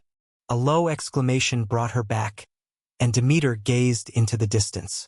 Sure enough, the star domain near the blue celestial body trembled slightly, and with the rumbling echo of celestial bodies, a heavy and vast aura moved away from here. Trying to restrain her aura, even if Volos told her not to worry, that he could hide their traces. After a long time, confirming Ceus had gone far away, the goddess of agriculture's eyes flickered. Do you think? What did they discuss? How would I know? Why not just go and ask directly later? Volos shrugged and finally confirmed. So my target is her? Yes. Nodding, Demeter affirmed. Confirmed. Confirmed. Not going back on it? Not going back on it. How about reconsidering? Do you always talk this much? She asked coldly. The goddess of agriculture felt this guy was just being provocative. All right, since you've decided. Shaking his head helplessly, Volos didn't express his feelings. He always felt that once he shot this arrow, it might lead to some unpleasant events in the future. It was a unique intuition of his. But truth be told, he didn't have such a deep sense of it, so this influence was either a false feeling or it didn't have much to do with him. In this situation, there was no need for him to worry about others. By that time, perhaps he could get some dried fruits and watch the fun with Eros. Standing in the starry sky, Volos drew his bow and readied the arrow. Just as when he aimed at Poseidon before, he didn't see the enemy with his own eyes, but he didn't need to see. Revenge would guide his direction, emotions would let him find traces, and ultimately, the small amount of Gungnir he inherited would let his golden arrow always move forward. Once this arrow was shot, it became a carrier of some kind of conceptual power, even carrying some special abilities. Almost nothing in the world could stop it, neither the former Poseidon nor the current Thea. Twang! The bowstring vibrated, the golden arrow breaking through the air. Without looking at the final result, stepping back, Volos kept a blank face. Only after a short moment did he return to normal. Prepare to receive your spoils of war. But I hope you remember. Everyone has love, but everyone expresses it differently. I hope you can understand it and accept it, for you cannot change it. And in this world, there's very little love that can be interpreted as obedience. Of course, I remember. If it weren't for that, I wouldn't have insisted on choosing the goddess. A long-lost joy filled her heart. Demeter didn't care about Volos's departure and stepped forward. At last, from this moment on, she was no longer the goddess of agriculture that anyone could just trample on. From now on, she would walk a new path, and those who had hurt her in the past would one by one pay the price. Nameless celestial body, inside a simple stone temple. The doors closed, returning to the bedchamber. Thea remained calm, her expression betraying no hint of her current mood. Just now, she had seen off the visiting god of lightless celestial body, reaching an unguaranteed, unnecessary to be guaranteed agreement with the other party. That was, if one day Ceus could shake Phoebe's divine authority, she could personally lend a hand. As for the price, whatever she could take, she would just take it. Shaking divine authority, it sounded bizarre, not something a true god could do. Standing from Ceus' perspective, he had reasons to believe he and Thea could reasonably achieve it. After all, even the primordial gods had to end themselves. What couldn't happen? No matter which angle you looked at it, in the eyes of the law of the mortal realm, the primordial god's power far surpassed that of a Phoebe countless times. So, if Erebus could pull off a sudden death on the spot, the existing order in the world would have already experienced some turmoil. Thus, for Ceus, how the Lord of Darkness accomplished it wasn't important since his whole deal was founded on the premise of the other's success. If Erebus couldn't succeed, it would be like he hadn't said anything. It's just that he couldn't tell Thea about this, so Ceus didn't hold much hope initially. Unexpectedly though, despite the goddess of light appearing to raise a slight doubt, she simply agreed in the end. After all, it's something for the future. None of us need to do anything prematurely. If you can accomplish it, I don't mind giving you a hand. After all, whether it's you or Phoebe, we were never allies between us. Ceus knew what she meant because during the Second Era, they once stood on Cronus' side, waging war against the ancient sun god and the Mother of Light. And at that time, it was he and Phoebe who were tasked with containing Thea. But compared to goddess of luminous faint jealousy, Ceus merely fulfilled the basic duty of containment. Thus, the relationship between Thea and Phoebe wasn't good, and the Mother of Light didn't mind adding a stab at a critical moment. Compared to that, the god of lightless celestial body was rather alright. The relationship between the two couldn't be called friendly, but were no longer adversaries. After settling the matter, Ceus didn't linger. In his view, Thea was the last presence in the starry sky that needed settling. As for the daylight and dawn, he could crush them with a backhand. They couldn't hinder his actions one bit. In the time to follow, he merely needed to wait silently. Ceus, all have arrived. Inside the temple, she sighed. Thea adjusted her clothing in front of a bronze mirror. Just as Ceus hadn't told her the entire plan, she also never revealed her real thoughts. Also thinking back to a key and coordinates left by a certain guest, the Mother of Light's heart was torn. And in this very moment, silently, a golden arrow flew through the temple, aimed straight at the bedchamber. On the nameless blue star, within the calm and silent stone temple. Immersed in her thoughts, the plain hem of her dress touched the ground. Thea was reminiscing about the past, somewhat regretting some decisions from the Second Age.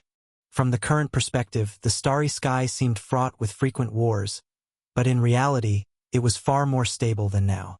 If only she could return to the past, things might be different now. Meditating with her eyes closed before the bronze mirror, until suddenly, Thea's eyes snapped open. Boom! Without a sound or trace, an immensely intense and overpowering light enveloped the stone temple. Space rippled, and contradictory laws were excluded. Yet beyond the temple, the light did not leak at all, as if nothing had happened. At almost the same moment, Demeter, watching from afar, felt a pang of heartache, as if swords were placed upon her neck. Inside the temple, behind the Mother of Light, a small golden arrow, on the nameless blue star, within the calm and silent stone temple. Immersed in her thoughts, the plain hem of her dress touched the ground. Thea was reminiscing about the past, somewhat regretting some decisions from the Second Age. From the current perspective, the starry sky seemed fraught with frequent wars, but in reality, it was far more stable than now. If only she could return to the past, things might be different now. Meditating with her eyes closed before the bronze mirror, until suddenly, Thea's eyes snapped open. Boom! Without a sound or trace, an immensely intense and overpowering light enveloped the stone temple. Space rippled, and contradictory laws were excluded. Yet beyond the temple, the light did not leak at all, as if nothing had happened. At almost the same moment, Demeter, watching from afar, felt a pang of heartache, as if swords were placed upon her neck. Inside the temple, behind the Mother of Light, a small golden arrow broke through the air, clearly visible in the reflection of the bronze mirror. Interspersed within the boundless light, it seemed utterly unaffected, still speeding towards Thea at a pace that seemed slow but was actually swift. Swish! Her expression remained calm, as the millennia of silence had not eroded the battle instinct of the goddess of light. In an instant, with a flicker of dazzling divine light, Thea's form vanished from the temple. In the next moment, upon a distant and isolated star far from the nameless blue star, a form of light coalesced into the goddess's body.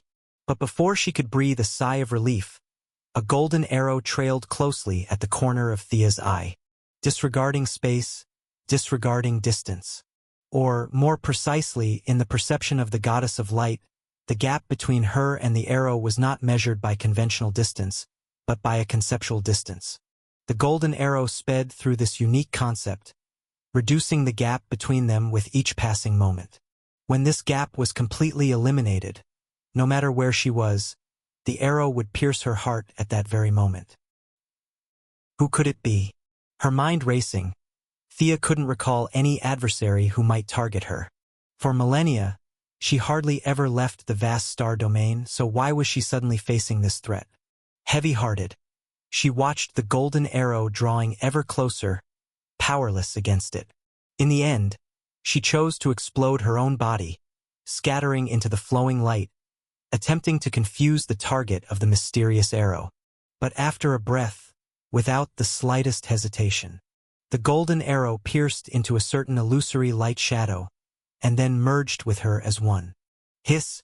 Is this truly the Mother of Light standing at the pinnacle of great divine power? Volos! How does she compare to Poseidon? Instinctively asking, the goddess of agriculture was almost frightened by the aura that exploded in that instant. But unbeknownst to her, Volos, who had completed the commission, had long disappeared, vanishing into the vast starry sky. Perhaps he was still watching the ensuing story, or perhaps he had already left. But regardless of which it was, Demeter, receiving no response, provided herself an answer. Poseidon could never be a match for Thea. It wasn't just the disparity in light divine power, but also the accumulated differences in all aspects. If this arrow were not Volos's arrow of desire, the goddess of light would absolutely not have fallen victim. Legends say that when different deities hold the same godhood, their true powers might not be the same. Compared to this Titan goddess, even Apollo falls short in more than one aspect. Murmuring softly to herself, the goddess of agriculture gazed blankly at the place where the light last burst forth. She wasn't aware of the exact difference between Thea and Apollo, both being gods of light. But in her perception, Apollo's light was warmer, while Thea's light was so wanton and proud. As if the supreme ruler had stepped into her domain, everyone must submit. Yet Demeter found it hard to believe her senses. After all, in the past millennia, the other had never left the starry sky. You're right, Apollo is indeed inferior to me. He is only a part of the light, the gentle and healing aspect. This power is indeed favored by mortals, but it has never been the core origin of light. Swoosh! Without any warning, a voice resonated lowly near the ear of the goddess of agriculture.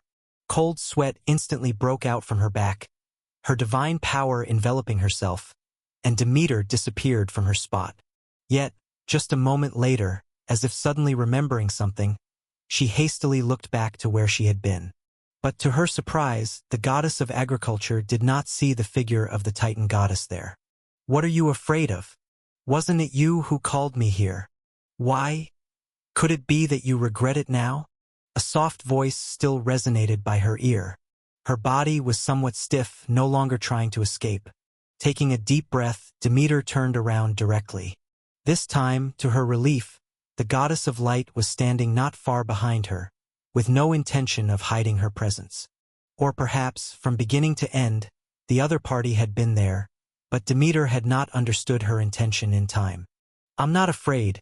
And what do you mean by regret? Haven't you been influenced? Volos, come out." Feeling uneasy at heart, the scene before her eyes was undoubtedly different from what the goddess of agriculture had imagined. In her impression, if a goddess deeply loved another god, shouldn't she, like Zeus's lovers, be intoxicated by his sweet words, loyal to him unto death, and help him with all her might? But no matter how you look at it, Thea was not like that at all. Her thinking remained quite rational, with no intention of blindly following her words. "Volos? So the owner of that golden arrow is named Volos." With her head down in thought, the Mother of Light flashed a smile. "Do not be afraid. If you mean that arrow, it must have influenced me. Even though I am well aware that my current state is not quite right, I am still hopelessly in love with you. But Demeter, what do you think my love is like? Succeeded? That's great." Not paying much attention to what followed, the goddess of agriculture focused only on Thea's previous words.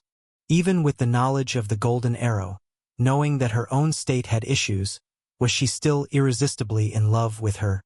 Perhaps Poseidon once was like that too. Feeling astonished by the power of the twins, Demeter also felt a hint of joy. Regardless of everything, this power was now serving her, and with it, she had captured a powerful Titan goddess.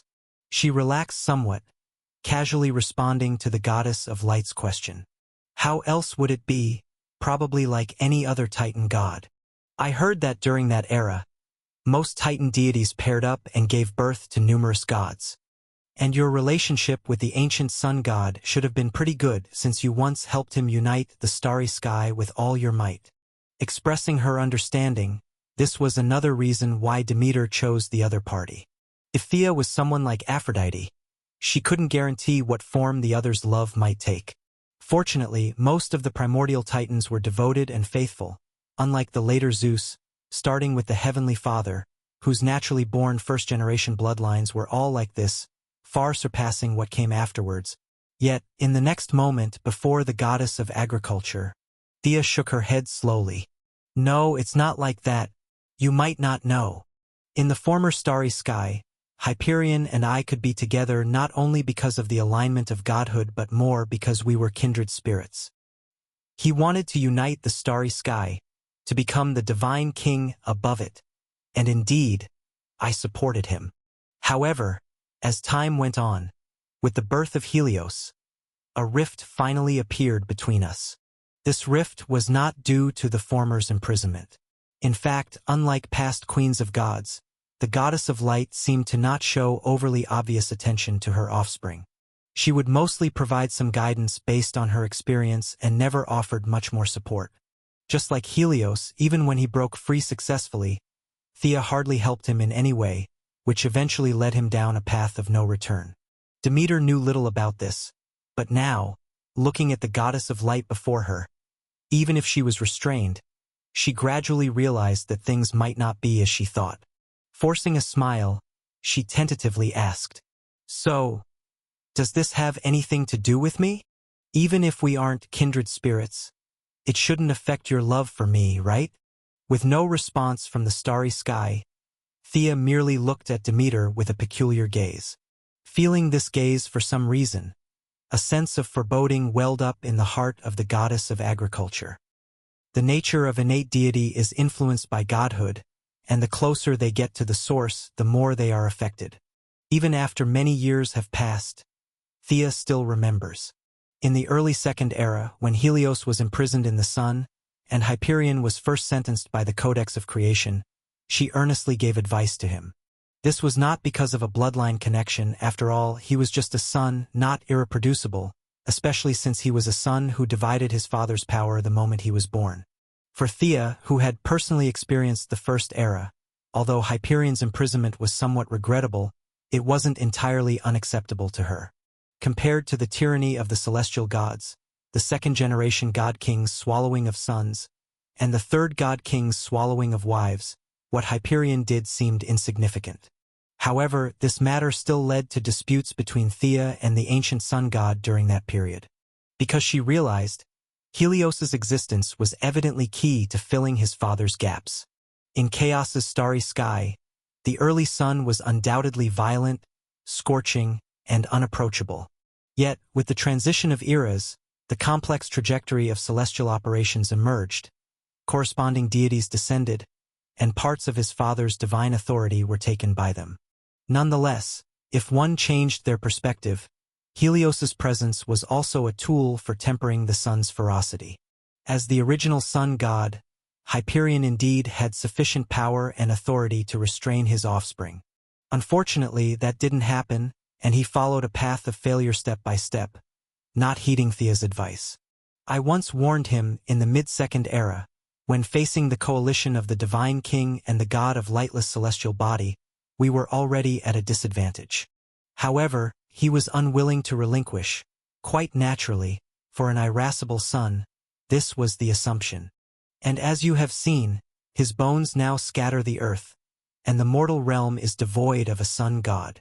Following a star road traversed by no one, heading towards the farthest edge of the starry sky, much like the circumterrestrial river flows towards the sea, the goddess of agriculture was listening to this past story. Her expression did not look good as she felt the situation seemed to be slipping out of control. Thea, ignoring his dismay, continued to lead her forward. The events of the Second Era have passed, and I'm not recounting them to blame a dead man for past failures. But to take history as a mirror, Demeter, I want to say, as primordial titans, although we do not have the same closeness to the world as the primordial gods, our interaction with godhood is far beyond what later generations can attain. So, to return to what I initially said when we met today, do you remember what I said? You said Apollo is nothing compared to you, that he merely took the most mortal aspects of light, those symbolizing warmth and healing, but what does that have to do with me? She said absent-mindedly, linking to reality. The goddess of agriculture found that was indeed the case. Apollo not only represented the sun and the god of light but, through mortal realms, was also associated with medicine and music godhood. She even heard rumors that he had a demigod descendant skilled in medicine and healing, capable of raising the dead. The connection is, Hyperion innately embodies the sun's heat and ferocity, which led to his imprisoning of his son and eventual downfall. Whereas I, having lost the warmth and healing of light later, am now left only with its purifying, exclusory extreme. Fortunately, being innate is different from acquired, so until today, I never recklessly unleashed my suppressed nature, but disguised it with simple attire and remote temples. Even since Apollo's birth, my inclination towards staying away from the starry sky has grown. Until today, a golden arrow pierced through. Its power exceeded my imagination, seemingly containing some unique force from the dawn of creation, a supreme force related to emotions. Thus, as you see, I now stand here, for your profound and enduring. Ha! In the zodiacal star domain, just as the goddess of light and Demeter were approaching the edge of the starry sky. Bored, the victory goddess yawned and reverted to her true form, wandering on the edge of the star domain, until a certain moment, as if sensing something. With a soft "ha," she manifested her form and took out a special rune. The rune flickered, as if resonating with something. If one were to observe closely, they might find the structure of the rune somewhat similar to the Hall of Valor. Nikki confirmed this to be true. However, this rune wasn't akin to the Hall of Valor, but rather to victory. As Odin's training ground, few remember that it not only housed mortals with fighting spirit as heroic spirits, but also Valkyries. So, within its structure, it contained the powers related to spiritual bodies from the 9 realms, as well as divine authority over courage, victory, war, and a bit of destiny and time. Yet, for some reason, despite holding it in his hand for thousands of years and even inheriting Odin's Asgard, Zeus never obtained these powers from the Hall of Valor, instead accessing related domains through a divine artifact from an alien realm. His sole success was creating numerous divine kingdoms based on its power to produce heroic spirits, continuing to maintain its inherent function. On the contrary, in Athena's hands, Nikki personally witnessed the transformation of this divine artifact. For instance, Skuld, guardian of the Jordspring, one of the 3 fates from an alien realm, actually represented the time of the future, thus embodying a bit of the divine nature of destiny. In Asgard's remaining records, she was the leader of the Valkyries. Zeus had painstakingly studied this, attempting to obtain this power close to destiny from the Hall of Valor. But in the end, Nikki knew very well that this power was never acquired by him. It had long ago fallen into her master's hands, and through it witnessed many peculiar things. This puzzled the victory goddess greatly because in her perception, her master's power at that time, though formidable, was absolutely incomparable to the divine king. Fortunately, when she posed the question, Athena answered her straightforwardly, though the answer seemed a bit bizarre. The divine king failed to discover the secret hidden within the Hall of Valor simply because he was too weak. If disregarding the secret to ascending to great divine power, perhaps it is the most valuable thing in all of Asgard. But facing the residual power above, even if his strength was tenfold, he wouldn't be able to penetrate the core of the Hall of Valor. This is what Athena told her, but the victory goddess felt it was like listening to a book of heaven. If the divine king's power, even tenfold, couldn't unravel the Hall of Valor's secret, then how had she cracked it? However, the goddess of wisdom didn't answer her question further. She only entrusted Nikki with a task, to collect a return for her on some future day. So, is today the day the return comes to you? Just right. I've been curious for a long time. Who is Bragi, an alien deity? Anyway, I've never heard of this guy. Scanning her gaze beyond the star domain, Nikki curled her lips, then left an avatar in place. Although Zeus himself was sealed, his royal order continued to erode the heavens and earth, affecting these deities as well. Fortunately, unlike that old woman Phoebe, the other deities retained some sense and did not act rashly. Whoosh! Passing through an invisible barrier, she was terrified by that seemingly omnipotent force that could obliterate everything, her heart pounding with fear. Leaping out from the edge of the starry sky, to be honest, Demeter really didn't want to appear in this strange place or listen to Thea speak of the past. After all, from beginning to end, her thoughts and demands were simple and straightforward. That was to grasp the power of self-preservation and then seek revenge on old enemies. To achieve this goal, when crafting the golden arrow, she thought the same way.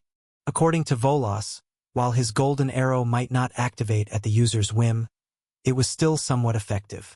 The one struck could thereby know your desire, and if they happen to be the self-sacrificing type, they might grant your wish. But what is happening here? Where on earth is this place? Your Highness Thea, what exactly are you going to do to me? Even if you've been influenced by godhood and the golden arrow, leading to some extreme emotion, there should at least be some logic, right? I have no intention of walking into any game board, nor do I need you to express your love for me in this way. Shouting angrily, The goddess of agriculture was now filled with more tension in her anger. Coming here, she didn't know why she always felt she had fallen into deep trouble. But she didn't want to partake in any of this. What she wanted was obviously very simple. However, beside her, smiling at the goddess of agriculture's resistance, Thea was not angry. Instead, she seemed to be watching a rebellious child. "No, you do. With the help of that golden arrow, I peered into your inner thoughts. You wish to obtain power sufficient for self-preservation and to exact revenge on those who harmed you. These are your heartfelt desires, not something I imposed on you. Surely you can't deny that."